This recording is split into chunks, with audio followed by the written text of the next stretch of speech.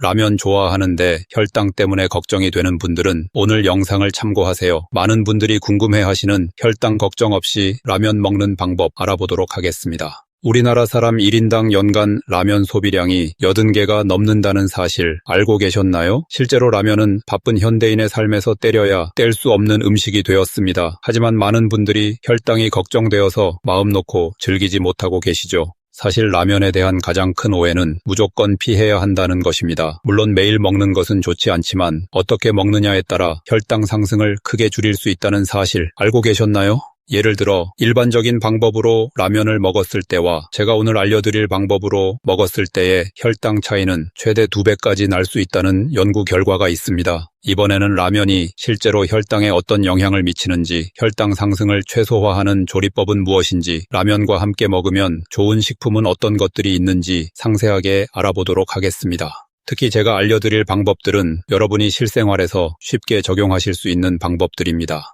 아직 구독을 안 하신 분들은 구독을 눌러주세요. 그리고 영상을 보시면서 평소 여러분들이 실천하고 계신 팁이 있다면 댓글로 공유해주세요. 다른 시청자분들에게도 큰 도움이 될 수 있습니다. 이제 본격적으로 라면과 혈당의 관계에 대해 자세히 알아보도록 하겠습니다. 많은 분들이 라면이 혈당을 높인다는 것은 알고 계시지만 정확히 어떤 과정을 통해 얼마나 영향을 미치는지는 잘 모르시는 경우가 많은데요. 먼저 일반적인 라면 한 봉지의 영양 성분을 살펴보겠습니다. 시중에서 가장 많이 판매되는 라면을 기준으로 보면 탄수화물이 70에서 75g 정도 들어있습니다. 여기에 단백질이 10g 내외, 지방이 15g 정도, 그리고 나트륨이 무려 2000mg 가까이 들어있죠. 전체 열량으로 보면 대략 500에서 550칼로리 정도가 됩니다. 특히 주목해야 할 것은 탄수화물의 양입니다. 라면 한 봉지에 들어있는 70g의 탄수화물은 우리가 흔히 먹는 쌀밥 한 공기의 탄수화물 양인 45g보다 훨씬 많은 양입니다. 더구나 이 탄수화물은 정제된 밀가루로 만들어져 있어서 소화 흡수가 매우 빠르다는 특징이 있습니다. 이제 라면을 먹었을 때 우리 몸에서 일어나는 변화를 시간 순서대로 살펴보겠습니다. 라면을 먹기 시작하면 입안에서부터 변화가 시작됩니다. 섭취 직후부터 15분 동안 라면에 정제된 탄수화물은 입안의 효소에 의해 분해가 시작되는데요. 이미 이 단계에서 일부 탄수화물은 포도당으로 분해되기 시작합니다. 특히 라면은 면이 기름에 튀겨져 있어서 소화가 더욱 빠르게 진행된다는 특징이 있죠.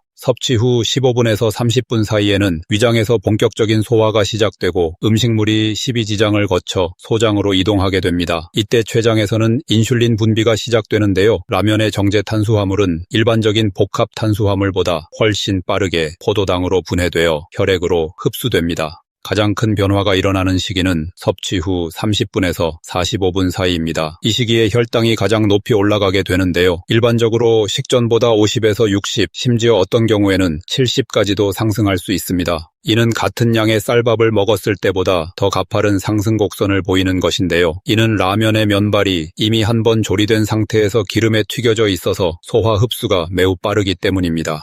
섭취 후 45분에서 90분 사이에는 또 다른 현상이 일어납니다. 급격히 올라간 혈당을 낮추기 위해 췌장에서는 많은 양의 인슐린을 분비하게 되고 이로 인해 혈당이 급격히 떨어지게 됩니다. 이때 우리는 피로감을 느끼거나 다시 허기를 느끼게 되는데요. 흔히 라면 먹고 1시간 되면 배고프다 라는 말이 나온 이유가 바로 이 때문입니다. 라면의 글리세믹 인덱스, 즉 GI에 대해서도 이야기해 볼 필요가 있습니다. GI는 식품이 혈당을 얼마나 빨리 그리고 높게 올리는지를 나타내는 지표인데요. 일반적으로 55 이하면 낮음, 56에서 69면 중간, 70 이상이면 높음으로 분류됩니다. 일반적인 라면의 GI는 65에서 70 정도로 중간에서 높은 수준에 속합니다. 참고로 흰쌀밥은 72, 현미밥은 55, 스파게티는 41 정도의 수치를 보입니다. 라면이 혈당에 미치는 영향을 더 크게 만드는 요인들도 있습니다. 우선 면발의 가공 방식을 보면 밀가루를 정제하는 과정에서 식이섬유가 대부분 제거되고 기름에 튀기는 과정으로 인해 소화 속도가 빨라집니다. 게다가 면발이 얇고 표면적이 넓어 소화가 빠르다는 특징이 있죠. 국물도 중요한 요인인데요. 높은 나트륨 함량이 인슐린 저항성을 높일 수 있고 뜨거운 국물로 인해 소화 속도가 빨라집니다. 또한 국물에 들어있는 MSG가 식욕을 자극하여 과식을 유도할 수 있다는 점도 문제입니다. 하지만 이런 모든 부정적인 영향들은 적절한 방법으로 상당 부분 개선할 수 있습니다. 면을 덜 익혀 먹거나 채소를 충분히 첨가하고 단백질 식품을 추가하는 등의 방법으로 혈당 상승을 억제할 수 있죠.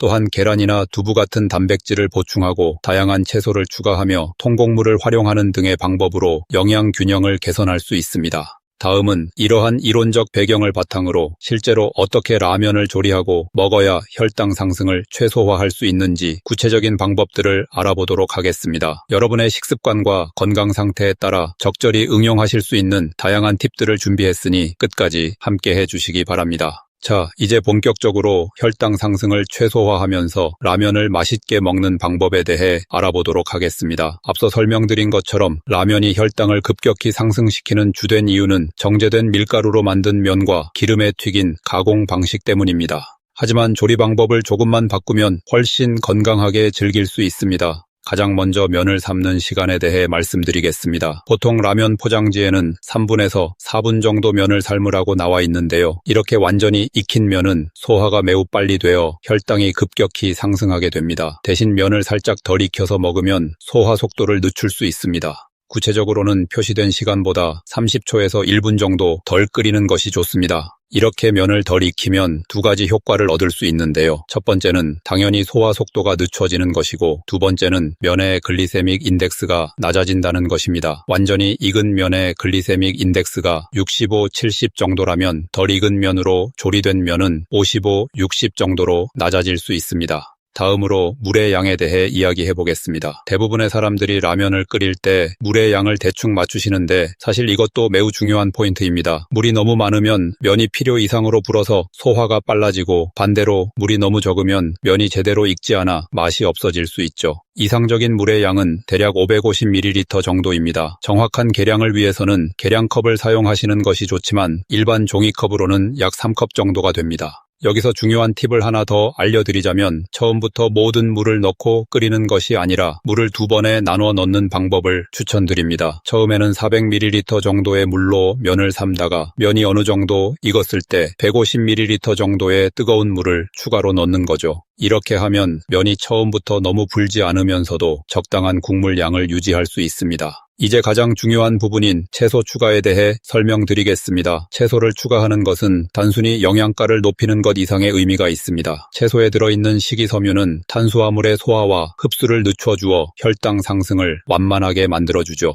특히 양배추, 청경채, 숙주나물, 버섯류는 라면과 궁합이 좋으면서도 혈당 관리에 도움이 되는 최고의 재료들입니다. 구체적으로 채소는 라면 한 봉지당 최소 200g 이상을 추가하는 것이 좋습니다. 여기서 주의할 점은 채소를 너무 오래 끓이지 않는 것인데요. 채소를 과도하게 익히면 식이섬유가 파괴되고 영양소가 손실될 수 있습니다. 대신 면이 거의 다 익을 무렵에 채소를 넣어 살짝만 데치듯이 조리하는 것이 좋습니다. 단백질 재료의 추가도 매우 중요합니다. 단백질은 탄수화물의 소화 속도를 늦추고 포만감을 높여주는 역할을 합니다. 가장 손쉽게 추가할 수 있는 것이 계란인데요. 계란은 단순히 넣어서 끓이는 것보다는 살짝 으깨서 넣어 계란국처럼 만드는 것이 좋습니다. 이렇게 하면 국물에 단백질이 고르게 분포되어 더 효과적이죠.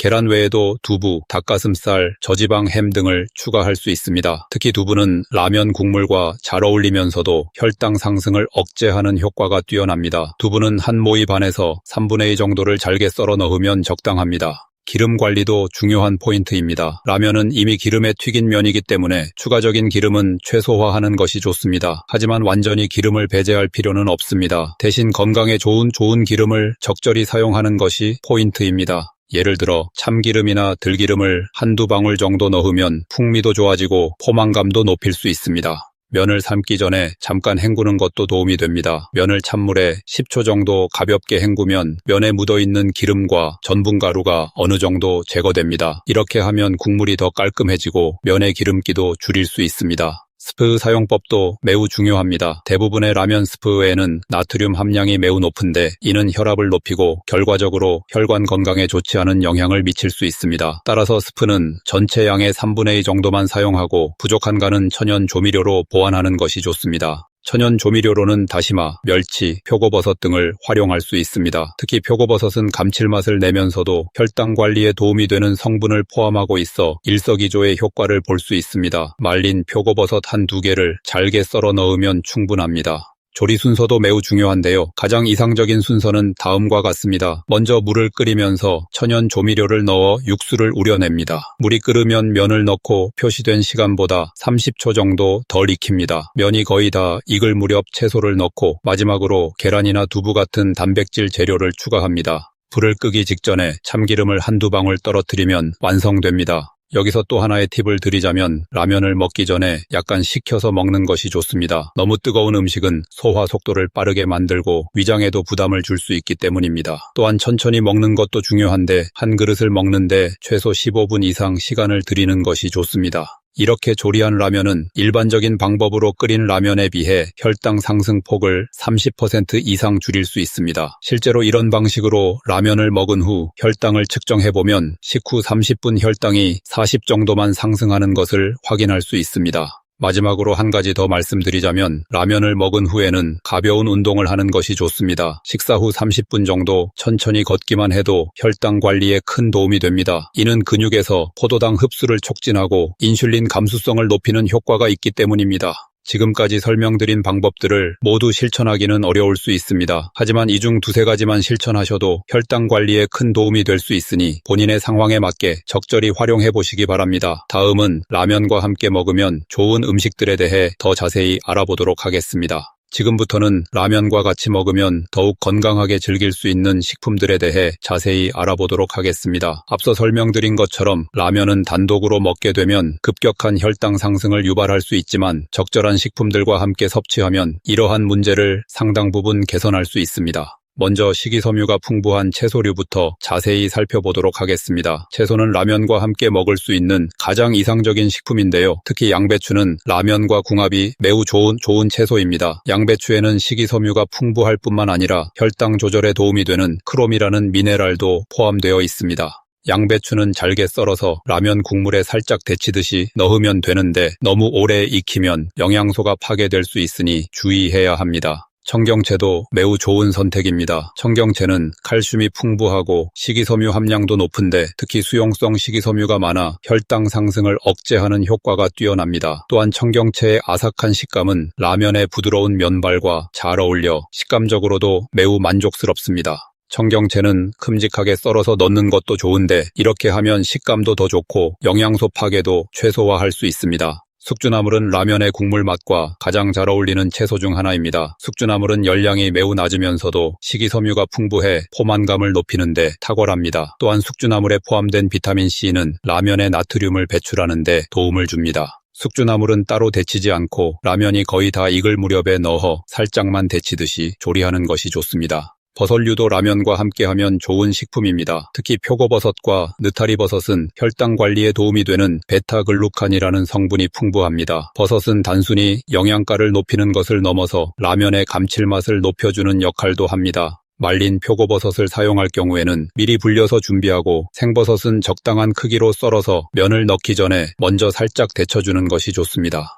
다음으로 단백질 식품에 대해 알아보겠습니다. 가장 대표적인 것이 계란인데 계란은 단순히 삶아서 넣는 것보다 더 효과적인 방법이 있습니다. 계란을 살짝 풀어서 라면 국물에 천천히 부어주면 계란국처럼 되는데 이렇게 하면 단백질이 국물 전체에 고르게 분포되어 혈당 상승 억제 효과가 더 커집니다. 또한 계란 노른자에 포함된 레시틴은 콜레스테롤 수치를 개선하는 데 도움이 됩니다. 두부도 매우 좋은 선택입니다. 두부는 식물성 단백질이 풍부하면서도 지방 함량이 낮고 특히 이소플라본이라는 성분이 포함되어 있어 혈당 관리에 도움이 됩니다. 두부는 너무 작게 자르면 쉽게 부서질 수 있으니 한 입 크기로 깍둑 썰기해서 넣는 것이 좋습니다. 두부는 면이 거의 다 익을 무렵에 넣어주면 되는데 이때 국물의 간이 좀 더 강하게 느껴질 수 있으니 스프 양을 조절할 필요가 있습니다. 닭가슴살도 라면과 함께하면 좋은 단백질 식품입니다. 닭가슴살은 지방 함량이 낮고 단백질이 풍부해 혈당 상승을 억제하는 효과가 있습니다. 또한 닭가슴살에 포함된 타우린은 간 기능 개선에 도움이 되어 라면의 기름기를 처리하는 데 도움이 됩니다. 닭가슴살은 미리 삶아서 잘게 찢어 준비해두면 좋습니다.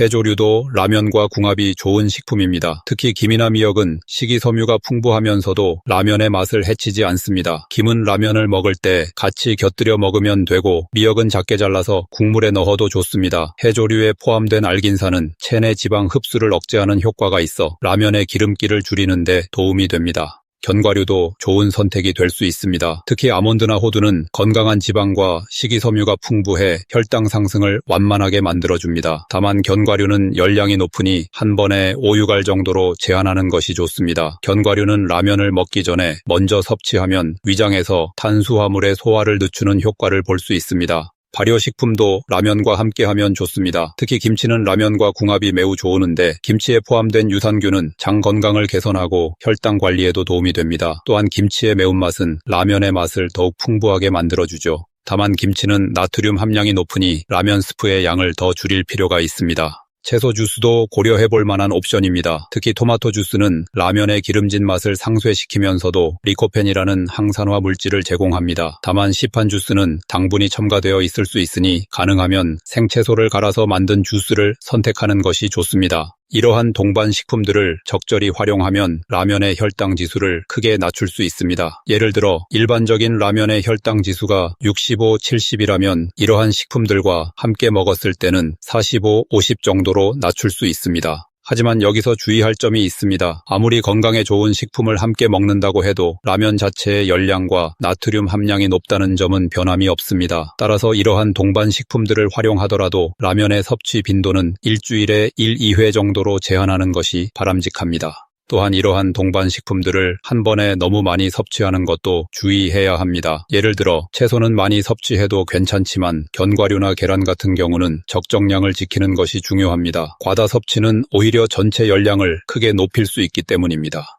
마지막으로 이러한 동반 식품들은 단순히 혈당 관리를 위해서만이 아니라 전반적인 영양 균형을 위해서도 매우 중요합니다. 라면은 탄수화물과 지방이 많은 반면 비타민, 미네랄, 식이섬유는 부족하기 때문에 이러한 동반 식품들을 통해 부족한 영양소를 보충할 수 있습니다. 이러한 동반 식품들을 활용한 구체적인 레시피와 실천 팁들에 대해 더 자세히 알아보도록 하겠습니다. 지금까지 혈당 관리와 함께하는 라면 섭취 방법에 대해 알아보았는데요. 이제 실제로 실천할 때 주의해야 할 점들을 정리해 드리도록 하겠습니다.